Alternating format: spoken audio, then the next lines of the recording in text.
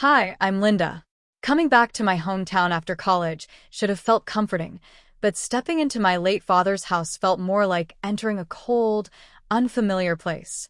My stepdad, Kevin, his wife, Daisy, and their kids, Peter and Lucy, had turned the house into something I barely recognized.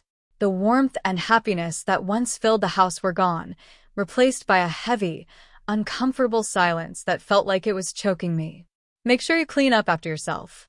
We don't need more mess around here, Daisy said sharply as I pulled my suitcase toward my old room. Lucy stared at me like I was some unwanted guest, whispering just loud enough for me to hear. Why is she even back? Didn't she get the message to stay away? Peter didn't even bother pretending to be nice, sneering as he walked past me. Guess college didn't work out, huh? Came crawling back. It hurt. These were supposed to be the people who were my family. My dad had married Daisy after my mom died when I was just a child. He always hoped Daisy and I would get along, and that her kids would be like siblings to me. But after he died suddenly last year, any sense of family disappeared with him. I mostly kept to myself, spending time in my room or hanging out with friends. But the more I tried to avoid problems, the more they pushed me out. They moved my things from shared spaces, threw away my food by accident, and made sure I felt like a stranger in my own home. One evening, when I came back from a walk, I overheard Kevin and Daisy talking in the kitchen. They didn't notice me standing just outside the doorway. She has no clue about the will, Kevin said. As far as anyone's concerned, everything went to you and me. Daisy's voice was cold and calm as she replied, let's keep it that way. The less she knows, the better. We can't afford any trouble. Trouble? My father's will? They were hiding something important. The truth hit me hard. Not only did they not want me here, but they were also trying to keep me from finding out something that might actually belong to me. That night, lying in my old bed, surrounded by boxes I hadn't unpacked because I never felt at home, I made a decision. I couldn't stay here any longer, not with them. I started planning my escape. I didn't know where I would go, but I knew I had to leave. The next morning, I met my best friend, Jamie, at the local cafe, and we looked through rental listings. Jamie placed a comforting hand on mine and said with a smile, you know you can always stay with me until you find a place. Thanks, I replied, trying to force a smile. I might just do that. It was a huge relief to know I had at least one ally in this town. The coffee shop buzzed with the lively chatter of people starting their day, a stark contrast to the suffocating silence at Kevin's house. Here I could breathe. Here I could think. As I sipped my coffee, a plan slowly began to take shape in my mind. I needed to uncover what they were hiding about my father's will, but first, I had to secure a new place, a safe space where I could regroup and prepare for whatever was coming next. Moving into my tiny apartment felt like stepping into a completely different world, a small, cramped world, but it was mine. The freedom was thrilling, even though the financial pressure was real. I scraped by with an online business selling handmade crafts I'd started making as a hobby. It wasn't much, but it was a beginning, a step toward something bigger, something that belonged to me. One chilly morning, while updating my online store, I remembered something my dad used to say. Always carve your own path, Linda. No matter how tough it gets, keep your chin up and push forward. His words felt like a soothing balm to my tired spirit. He had always been my source of strength, teaching me how to be resilient when life threw challenges my way. With his advice echoing in my head, I knew it was time to deal with the situation at the house. I needed answers, and there was only one place I could get them. I made an appointment with my dad's lawyer, Mr. Thompson, hoping he could help me figure out what was really going on. Sitting across from him in his office, surrounded by the scent of old books and leather, I felt a mix of nervousness and hope. I've been wondering about the house, I said, trying to keep my voice steady. I have concerns about how things were handled after my father passed. Mr. Thompson adjusted his glasses and pulled a thick file from his desk drawer. Well, Linda, according to your father's will, the house was left entirely to you.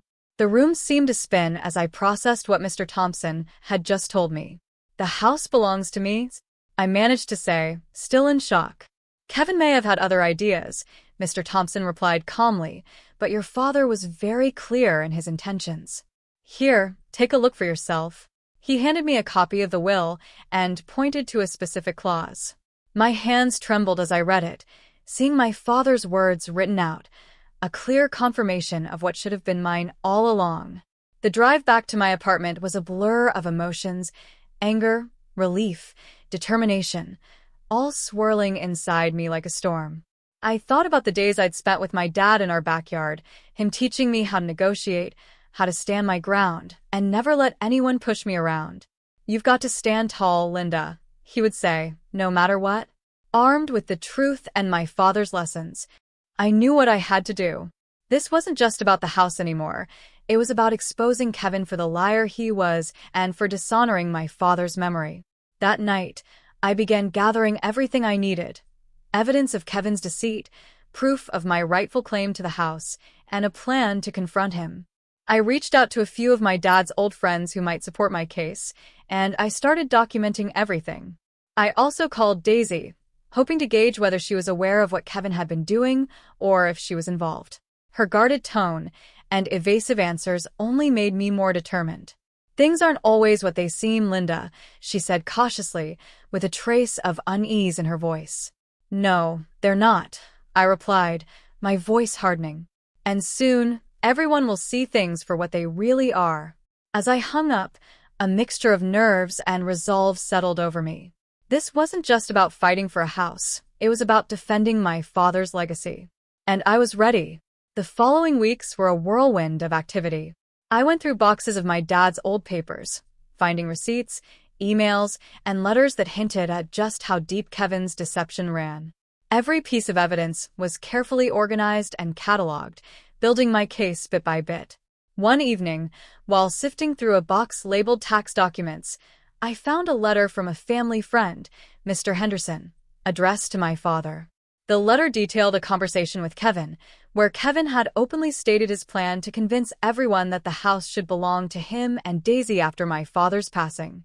It was the smoking gun I needed. The next day, I met with Mr. Henderson, who was more than willing to provide a sworn statement recounting his conversation with Kevin. Armed with this new evidence, I called my cousin, Alex, who specialized in real estate law. We met at a small cafe downtown, where I laid out everything I had uncovered. "Linda, you have a strong case here," Alex said, reviewing the documents. "Based on this, Kevin's actions could easily be considered fraud. You have rights, and we can fight to enforce them." With Alex's help, we drafted a formal letter to Kevin, asserting my legal claim to the house and warning him of the consequences if he continued with his dishonest tactics. It felt incredibly empowering to finally take decisive action, knowing I was on solid ground. But the real turning point came when I decided to confront Daisy directly. If she truly didn't know the full extent of Kevin's schemes, she deserved to. One afternoon, I invited her to meet for coffee, hoping that in a neutral space, we could talk openly.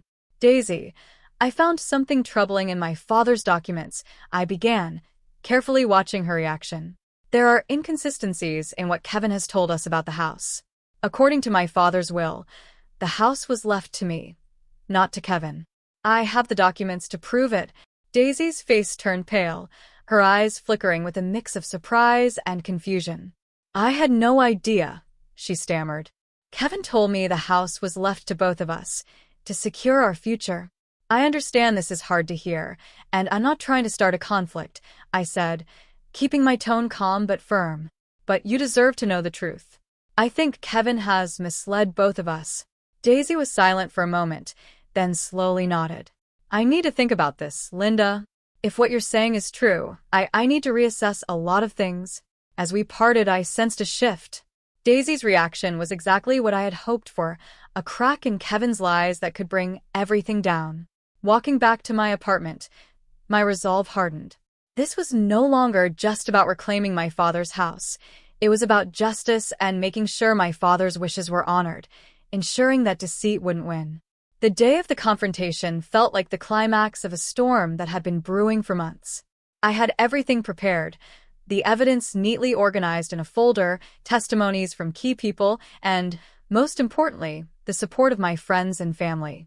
I invited Kevin, Daisy, and their kids over under the pretense of discussing family matters. As they settled into the living room, the tension was thick. I began. Thank you all for coming. There's something important we need to talk about regarding my father's house and his will. Kevin scoffed, his arrogance clear. Here we go again, Linda. What now? More accusations? I didn't flinch. Not accusations, Kevin. Facts. I laid out the documents on the coffee table. My father's will, the letter from Mr. Henderson, and the legal assessments. According to these documents, confirmed by multiple legal advisors, this house was left to me.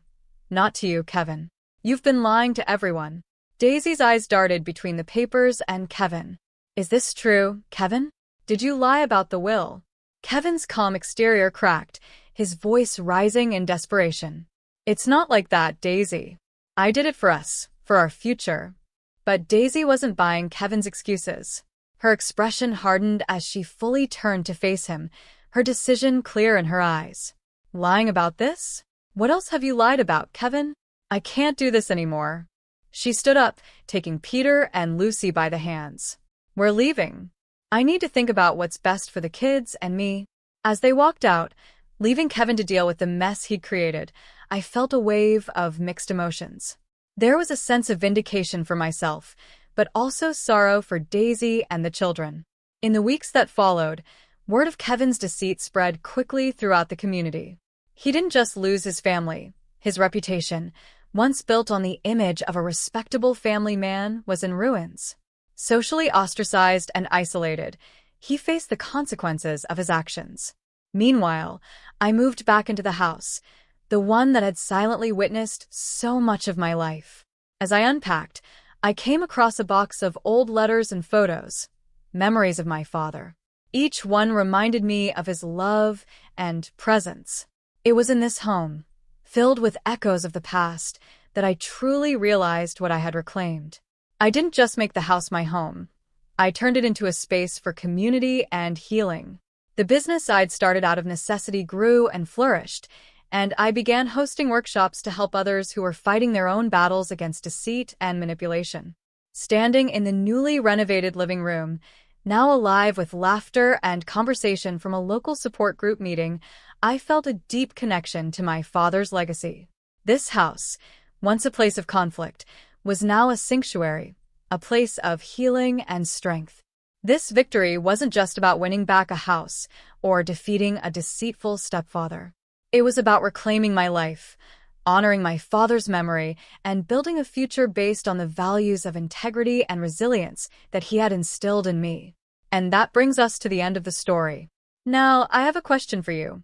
If you were in Daisy's position, would you have made the same choice to leave Kevin after discovering the truth? Or would you have tried to find another solution? What would you do differently and why? I'm really interested to hear your thoughts, so please share them in the comments below.